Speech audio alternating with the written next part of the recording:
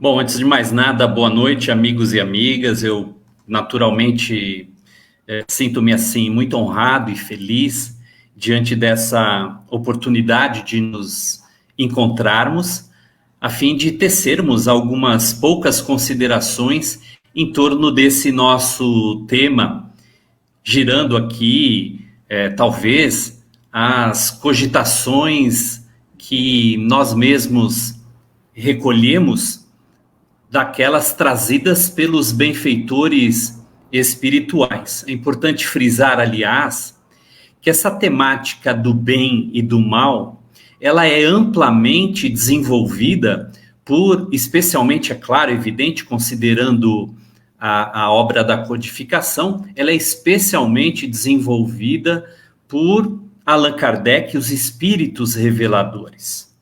Portanto, é um tema comumente trazido pela codificação e por tantos outros espíritos que também invariavelmente discutem as questões tão relevantes, tão importantes e diria até indispensáveis para nós ainda no entendimento destes dois grandes fenômenos que experimentamos na nossa trajetória evolutiva. Portanto, o tema será todo ele desenvolvido encontrando os subsídios oferecidos pela codificação. Particularmente, eu quis trazer aqui algumas elucidações, especialmente encontradas em O Livro dos Espíritos, em A Gênese, também no Evangelho segundo o Espiritismo e talvez uma outra consideração, talvez inspirada ou ainda encontrada por outros autores espirituais desencarnados, evidentemente. Nós entendemos que falar sobre o bem e o mal talvez seja falar sobre a própria condição moral da criatura humana. Nós não ignoramos que temos em nós mesmos as forças que nos impelem às realizações das diversas atividades, das inúmeras ações e também, é claro, reações por consequência, que todos nós experimentamos no cotidiano de nossas existências. Invariavelmente, nós temos percebido que a criatura humana ainda se vê alimentada reativamente. Equivale a dizer que, a depender de determinada ação, nós reagimos positiva ou negativamente, trazendo à tona as particularidades do nosso desenvolvimento, do nosso aprendizado, do nosso conhecimento, das nossas experiências, portanto. Em O Livro dos Espíritos, aliás, esse tema, o título do tema que trouxemos, o bem é sempre o bem e o mal é sempre o mal, não foi por nós desenvolvido. Trata-se de uma assertiva dos espíritos reveladores encontrada na questão 637 do Livro dos Espíritos, que nós desejamos trazê-la para melhor elucidação e reflexão que pudermos aí encontrar. Então vejamos que nessa primeira e grandiosa e indispensável obra que se trata de O Livro dos Espíritos, nós vamos encontrar estas perguntas, estas reflexões propostas por Allan Kardec e os espíritos reveladores em torno do bem e do mal, até porque nós não ignoramos que que a conceituação do bem e do mal desde sempre permeia as cogitações e especulações humanas. Há muitos séculos, o homem se debruça sobre o entendimento do bem e do mal, até que finalmente é através do filósofo alemão Immanuel Kant que os primeiros movimentos explícitos de entendimento do bem e do mal são elaborados em termos filosóficos. Kant vai assinalar que o bem e o mal nada mais são do que conjuntos de valores morais que o homem adota. É claro que se trata, nessa conceituação kantiana, apenas uma notação perfunctória, porque ele próprio desenvolve fundamentações e conceituações das mais significativas. Antes dele, contudo, e sobretudo com os filósofos, com os gregos especialmente, com Aristóteles, anteriormente Platão e Sócrates, também se debruçavam à própria natureza do entendimento do bem e do mal. Com Agostinho de Hipona, especialmente, depois disso, também ele, como sabemos, um filósofo católico, um filósofo religioso, portanto, ele vai trazer uma conceituação que eu diria ser essa mesma, aquela especialmente germinadora das ideias que o próprio Espiritismo traria séculos depois. Lembremos que Agostinho de Hipona, que seria Santo Agostinho mais tarde e que igualmente será, no exercício da elaboração da codificação espírita cristã, um dos grandes colaboradores, um dos grandes e fundamentais colaboradores da codificação ao lado de Kardec e de outros tantos espíritos de escola que comungam ali as orientações de Jesus diante da terceira revelação que então se elaboraria a partir de 1857 efetivamente. Agostinho de Hipona, no século IV, portanto, vai afirmar que o mal essencialmente não existe, senão associado à ideia de ausência do bem. Diz ele que a natureza das coisas, todas elas, antes de tudo, são boas, porque a natureza das coisas advém da bondade de Deus. Vejamos rapidamente que Agostinho elabora uma conceituação do mal dissociado em termos de existência essencial, porque nós não vamos entender a concepção do mal se ela estiver dissociada do bem. Ora, nesse sentido, nós vamos encontrar as duas forças indissociáveis. E por isso mesmo, quando Agostinho afirma que o mal em si mesmo não existe, senão pela existência da ausência do bem, o mal, se subordina a uma ação ou omissão do bem, este sim, que essencialmente se configura como elemento presente na essência moral do homem, presente ou não, é verdade.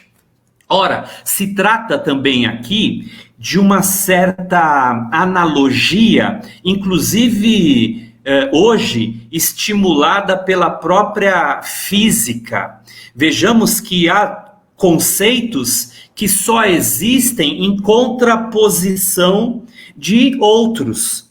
É o caso, por exemplo, do frio e da escuridão. Essencialmente, frio e escuridão, como forças, não existem, senão associadas ao calor e à luz. Equivale aqui também dizer, é claro, que em termos mensuráveis, ponderáveis, o que se estuda no campo concreto da existência destas forças na física é exatamente a luz e o calor. Não se estuda o frio como elemento existente em termos conceituais e eu diria até energéticos, de alguma sorte, portanto, ponderáveis. O que existe assim, essencialmente, portanto, é essa ideia de luz e calor, e na ausência de luz e na ausência de calor, se configura aí sim, essencialmente, a existência da escuridão e do frio, por exemplo. Nesse contexto, em analogia, portanto, Agostinho já vai fazer a grande referência de que o mal não existe senão enquanto ausência do bem. O Espiritismo também traria considerações muito relevantes sobre essa questão, especialmente no capítulo 3 do livro A Gênese, que estuda particularmente a origem do bem e do mal. Ora, feita essa análise bastante superficial, de alguma forma rasa mesmo, nós já podemos aqui adentrar em algumas considerações trazidas pelos espíritos que acabem por sustentar essa proposta de que não há tergiversação na análise da existência do bem. O bem, essencialmente, somente poderá ser, e não há aqui outra condição, bem de fato, quando estimula o progresso, o avanço, as virtudes essencialmente. Portanto, e os espíritos afirmarão isso com muita segurança, portanto, se essencialmente as consequências de uma ação, que a princípio consideramos ser ela benéfica, se as consequências desta ação inevitavelmente são más, ou ainda perturbadoras, ou ainda inquietas, desagregadoras, essencialmente, portanto, a origem destas ações não pode ser boa. Assim, vejamos que entre causa e efeito, nós encontraremos muito bem definidos o estímulo benéfico ou maléfico condutor das consequências daí, portanto, resultantes. É por isso que não se discute, ainda que nós possamos nos debruçar a isso, procurando talvez elementos escapistas, justificativas, desculpas diante das ações que realizamos, mas, ainda que nos debrucemos a isso, é a consequência dos atos que vão assinalar a origem e natureza dos seus estímulos, portanto. Dessa forma, os espíritos vão configurar definições muito específicas e invariáveis diante do bem e do mal, é claro. Quando Kardec, portanto, vai elaborar lá no livro A Gênese, no capítulo 3, a origem do bem e do mal, ele começa ali sinalizando os atributos de Deus. Não obstante ele não realizar ali, ele não elenca, tampouco hierarquiza esses atributos, ele vai afirmar que se os atributos divinos são essencialmente bons, justos, amorosos, misericordiosos, portanto, perfeitos, nenhum ato que se deriva da criação de Deus pode ser imperfeito. Logo, a existência do mal, por ser de natureza imperfeita, não pode evidentemente, ser criação divina. E é importante ressaltar, porque muitas vezes nos debatemos nos nossos ciclos de relacionamento em torno da existência do mal, questionando-nos, inclusive, como o mal pode existir se Deus só apresenta atributos infinitamente perfeitos. Especialmente quando analisamos a realidade das nossas experiências terrenas e da natureza do nosso planeta de provas e expiações, como sabemos, portanto, onde, segundo as definições dos espíritos e de Kardec, quando estuda as classes dos planetas, a hierarquia dos planetas, ele vai afirmar que num planeta de expiação e provas, tal qual a Terra, o mal predomina. Mas o mal predomina apenas e exclusivamente em função da imperfeição do espírito nele, nesse planeta, portanto, encarnado. Assim, nós podemos já concluir algo muito relevante, que o mal encontra-se em nós mesmos. Se o mal, portanto, existe em nós, é porque em nós há ausência do bem.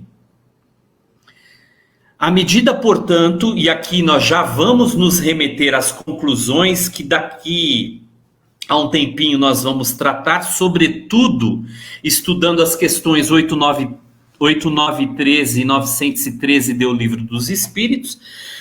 Mas se o mal existe em nós mesmos, é porque em nós há a ausência do bem. E se há a ausência do bem, nós estamos distantes ou ainda distanciados de Deus. E é aqui, portanto, que eu já inicio algumas considerações trazidas pelos Espíritos em O Livro dos Espíritos como questões muito fundamentais e absolutamente relevantes. Os amigos sabem que o bem e o mal é estudado nas leis morais na terceira parte de O Livro dos Espíritos. E eu já gostaria, portanto, de trazer aqui a questão 630. Na questão 630, aliás, eu vou na anterior, recorrendo aqui a uma lembrança de uma passagem encontrada em o Evangelho de Mateus, no capítulo 5, portanto, nas bem-aventuranças, quando Jesus vai afirmar ali que no mundo haverá escândalos, porque os escândalos são necessários, mas ai do homem que provocá-los. Essa assertiva de Jesus parece assim algo estranha, porque ela também parece algo como que de uma certa incoerência. Afinal de contas, só parece, viu? E para isso, amigos e amigas, aqueles que desejarem aprofundar um pouquinho mais, muito além do literalismo, das análises da exegese bíblica ou evangélica, eu sugiro o estudo do capítulo 23, Moral Estranha, do Evangelho segundo o Espiritismo. Kardec faz elucidações muito importantes em torno da interpretação que fazemos de algumas expressões, de algumas falas de Jesus nos evangelhos.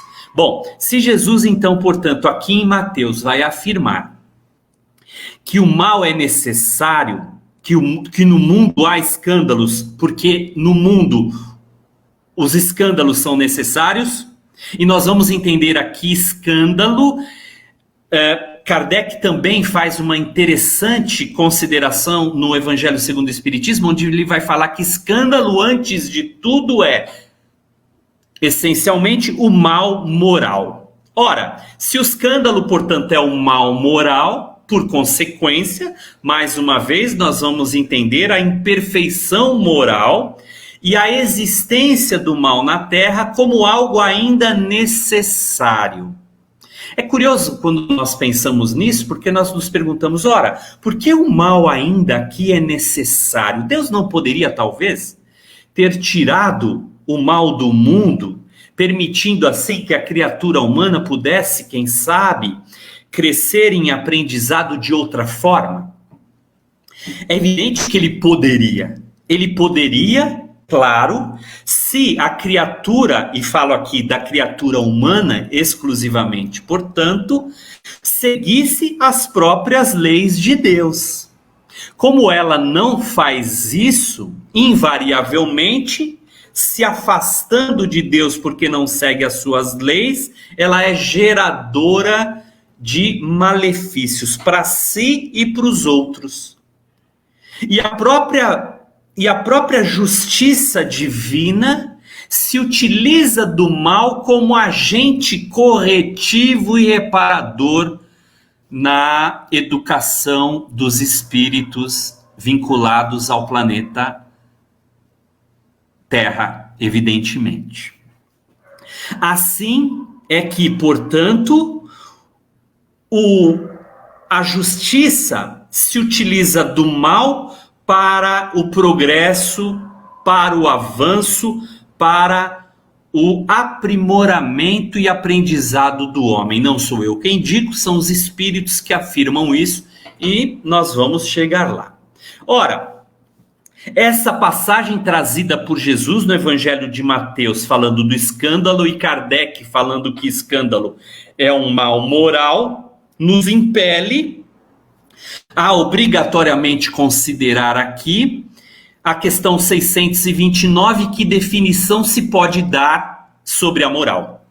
Kardec faz essa pergunta logo no primeiro item em que ele estuda o bem e o mal.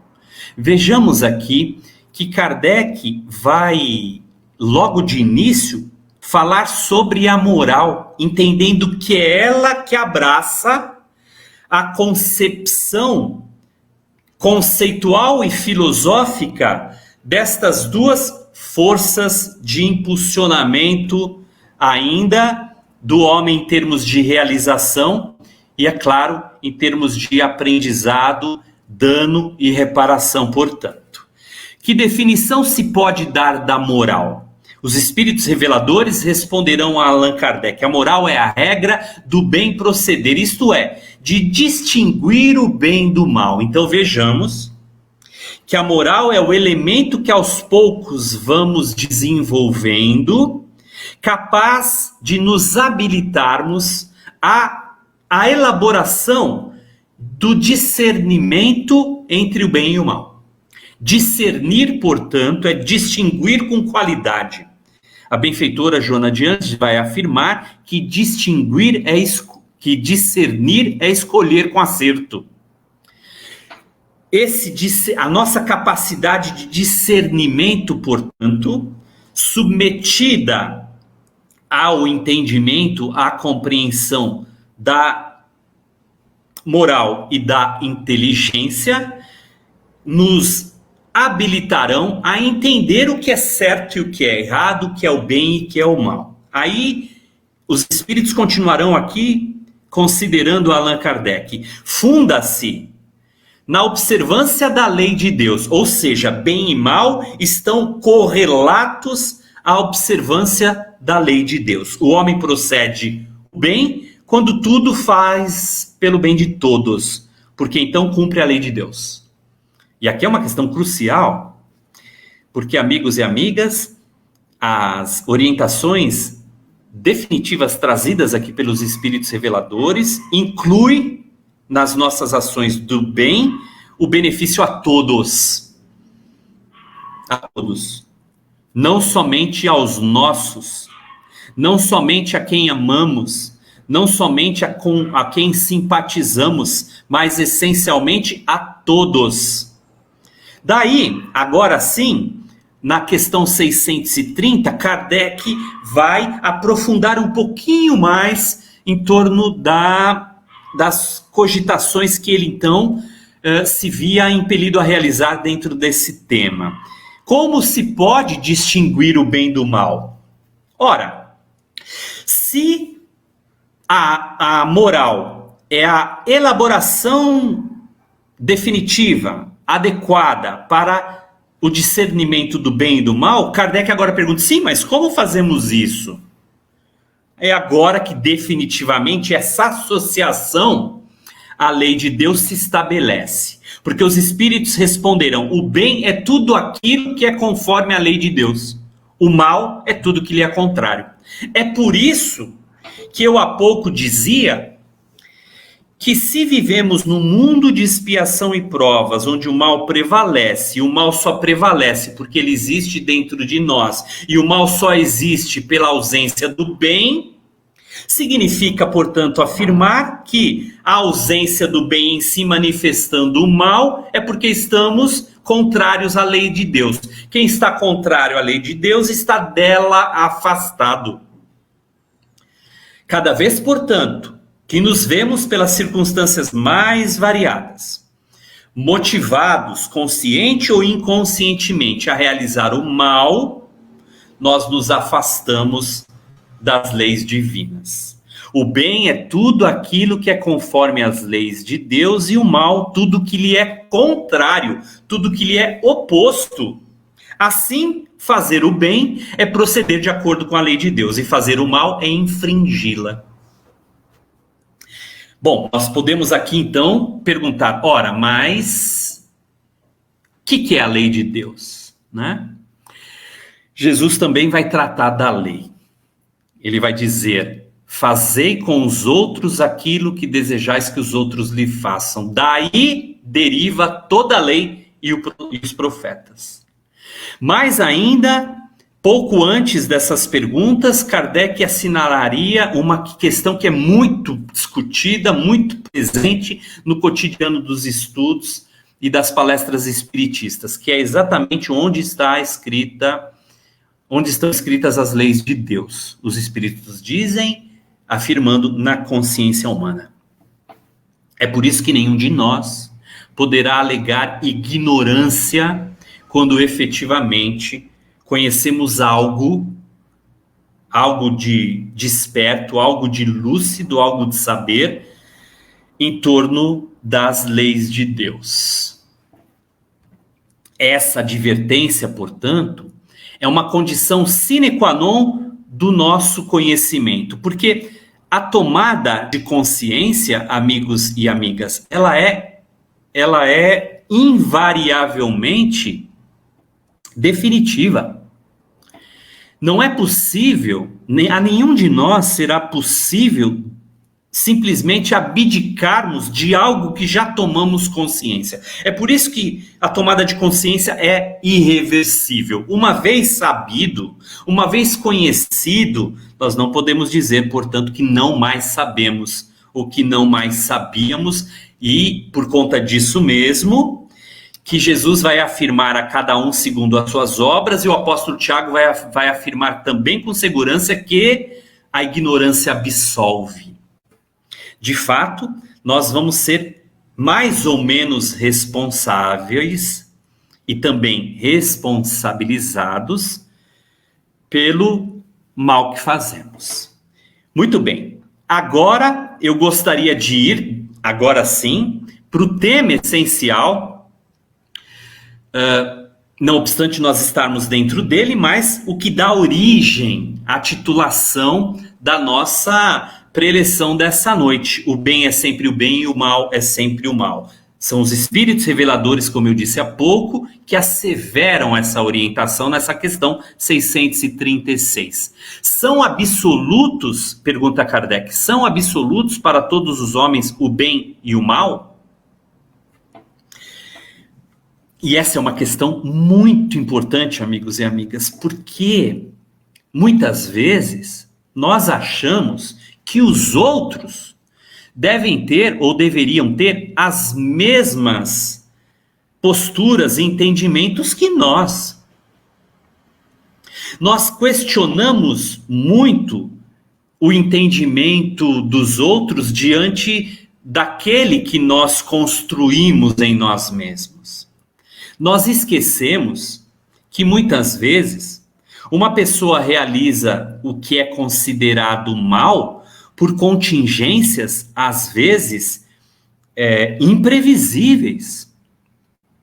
Recentemente, por exemplo, trago aqui um fato real. Recentemente, nós tivemos aqui no Brasil um caso que ficou muito popularizado nos noticiários televisivos, na internet, de uma dona de casa que foi presa e teve o seu pedido de liberdade negado pelos tribunais superiores aqui no Brasil, porque ela roubou comida. Ela entrou no supermercado e roubou carne, leite e alguma outra coisa. Há na Constituição Federal, particularmente no Código Penal brasileiro, um crime que se chama crime famélico, que é aquele realizado em função da fome. Foi o que aconteceu com essa mãezinha. E ela foi presa e permaneceu em cárcere até que essa ação chegou no Supremo Tribunal Federal e lá eles autorizaram a saída da prisão à liberdade, considerando, portanto, esse chamado crime famélico. Bom, nós temos aqui, e eu não quero entrar nessa questão, mas nós temos aqui esse entendimento. Kardec pergunta, são absolutos para todos os homens o bem e o mal? Ora, de fato, essa senhora cometeu uma infração. Entretanto, e os espíritos vão dizer isso também, eles vão dizer que Deus não, vamos dizer, Deus não analisa ou não vê o ato em si mesmo e puramente.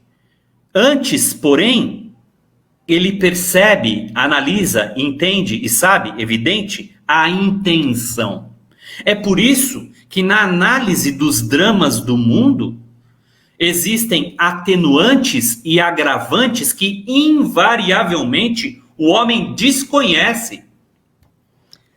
Porque muitas vezes ele analisa os dramas do mundo sob uma única ótica, que é a sua apreciação. E é por isso que essa mulher foi encarcerada e que ninguém, senão os juízes superiores, puderam rever a sua situação, porque para eles o crime cometido era pura e simplesmente um crime, portanto, sem atenuante. Sem atenuante. Se é um crime, é uma infração. Se é uma infração, é o mal. Nesse caso, o mal diante das leis, o mal social, portanto. Então vejamos que a pergunta de Kardec é muito pertinente, porque a ideia e o entendimento do bem e do mal, ela está absolutamente vinculada a cada um de nós, por força da consciência mais ou menos lúcida, por força do conhecimento mais ou menos amplificado e assim por diante. O que é bem para nós pode não ser para o outro. Agora, é por isso que Kardec pergunta sobre essa questão absoluta ou relativa quando comparamos isso. E os espíritos vão dizer, vejamos o que eles respondem aqui, amigos e amigas. A lei de Deus é a mesma para todos, ponto. Ponto. Porém, o mal depende principalmente da vontade que se tenha de o praticar. Não obstante, e eles dizem isso aqui principalmente porque existe um mal derivado da omissão, da falta de ação, portanto. Aí eles vão afirmar, o bem é sempre o bem e o mal é sempre o mal, qualquer que seja a posição do homem. Diferença só há quanto ao grau de responsabilidade. E essa questão é absolutamente fundamental para nós. Porque muitas vezes nos lançamos aos movimentos do julgamento. o julgamento, a apreciação de fatos, sem o aprofundamento, porque nós também os apreciamos de modo raso, de maneira muito superficial, quase sempre também observando sob essa ou aquela ótica, esse ou aquele filtro. Não falo aqui dos homens de justiça, mas falo aqui dos homens de uma maneira geral.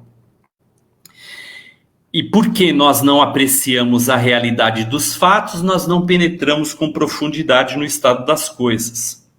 E por conta disso, a nossa análise é sempre superficial. Não obstante, é claro, nós termos condições de nos vermos atribuindo um juízo diante de inúmeras coisas, é verdade. Isso é até necessário para nós todos. Contudo, a questão do julgamento, que não raro acaba impelindo que nós ou absolvemos ou condenemos esta ou aquela situação, esta ou aquela pessoa, deve ser visto com cuidado da nossa parte, portanto. Aliás, Casimiro Cunha, poeta extraordinário, que escreve centenas e centenas de poemas através da psicografia de Francisco Cândido Xavier, escreve, inclusive, em Parnaso de Além-Túmulo. Aliás, ao lado de Cruz e Souza, ele, Casimiro Cunha, é aquele que mais escreveu poemas em Parnaso de Além-Túmulo. Cruz e Souza, Casimiro Cunha e o grande Augusto dos Anjos. São os três poetas que mais grandemente e quantitativamente escrevem lá. Casimiro Cunha tem uma estrofezinha que vai dizer mais ou menos assim: ante o problema dos outros, emudece os lábios teus. Em tudo sempre supomos, mas quem sabe é sempre Deus. Pensemos nisso, portanto. Agora, a essa questão trazida por Allan Kardec 636, ele faz um comentário muito relevante. E eu diria coroa o entendimento de que, de fato, o mal, o bem é sempre o bem e o mal é sempre o mal, mas a diferença é essencialmente na responsabilidade destas ações que realizamos. Portanto, ele vai dizer, Allan Kardec vai dizer, as circunstâncias dão relativa gravidade ao bem e ao mal. Muitas vezes, comete o homem faltas que nem por serem consequência da posição em que a sociedade colocou, se tornam menos repreensíveis, mas a sua responsabilidade é proporcionada aos meios de que ele dispõe para compreender o bem e o mal. Assim, mais culpado é, aos olhos de Deus, o homem instruído que pratica uma simples injustiça do que o selvagem e ignorante que se entrega aos seus instintos. Para onde observemos, amigos e amigas, nós vamos encontrar a presença do mal, é verdade. Todavia, um olhar mais atento, mais cuidadoso, nós poderemos encontrar também, de alguma forma, a presença oculta do bem que se manifesta. O bem se manifesta, muitas vezes, ocultamente camuflado da ideia do sentimento, de injustiça, do mal de uma forma geral. Atrás dessas adversidades, destes obstáculos, ocultam-se mensagens de renovação e transformação que o homem despreza, porque não apresenta ali um olhar mais atento e lúcido ante as circunstâncias. A gravidade, portanto, na análise, na interpretação, na aceitação, e eu digo aqui que não é a aceitação passiva, mas é aquela que o próprio Kardec vai asseverar quando traz considerações em torno da abnegação e da obediência em O Evangelho segundo o Espiritismo, mas é daquela aceitação que transforma, que edifica, sobretudo submetida à vontade de Deus, portanto. Dessa forma, então, nós ainda devemos nos conscientizar de que muitas vezes, muitos dos nossos companheiros de jornada estão ainda relativamente adormecidos, relativamente distanciados das luzes que talvez nós já possuímos.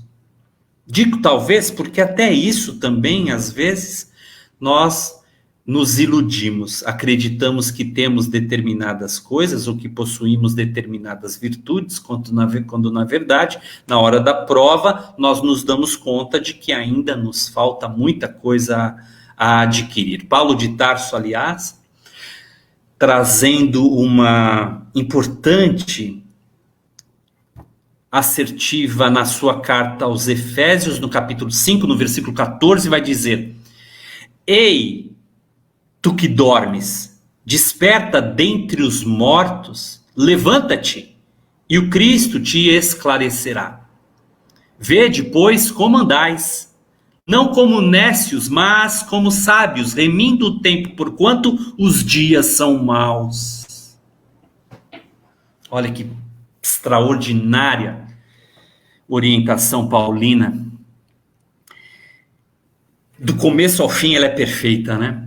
Porque nós, ainda não conscientes da realidade que só pode ser esclarecida por Jesus, né? Levanta-te, que o Cristo te esclarecerá. É preciso despertar dentre os mortos, a consciência morta, a consciência que ainda permanece mergulhada nas forças da ignorância, das trevas, aquela que é incapaz de identificar o bem em si mesmo e nos outros, aquela talvez ainda agrilhoada aos compromissos do passado em relação às reparações e aos erros as reparações que devemos realizar e aos erros que temos cometido. Enfim, é preciso despertarmos-nos do grande sono da consciência humana, levantarmos-nos, né, trazermos a luz de Cristo, o esclarecimento, a clarificação que Jesus nos dá, e observarmos-nos. Olha a presença da autoconsciência aqui, do autoconhecimento. Vede, pois, como andais. Como é que nós estamos andando? Como estamos trafegando durante a vida? Não como nécios. Nécio é sinônimo de ignorantes. Não como ignorantes, não como nécios, como desconhecedores, mas como sábios. Remindo o tempo porquanto os dias são maus. Os dias são maus de fato. É preciso ganhar tempo. É preciso recuperá-lo. Porque a própria trajetória da criatura humana tem sido um acúmulo de experiências mais ou menos exitosas, quase sempre aquelas em que fracassamos deliberadamente e nos vemos impelidos por força do amor de Deus a progredir, aprender, reparar e seguir. Portanto, essas orientações são muito relevantes na nossa análise do bem e do mal que existe em nós, como força de expressão ao que há no mundo, portanto. Para finalizarmos aqui, amigos e amigas, as nossas considerações da noite, rapidamente, questão 913 do Livro dos Espíritos. Dentre os vícios, qual é o mais radical? Esse radical é aquele mais enraizado, né?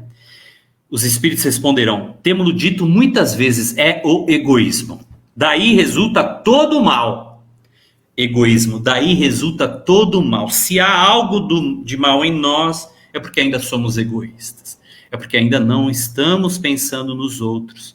Lembram-se, lá na frente, lá atrás, na 630, a benefício de todos, né? Não só dos nossos.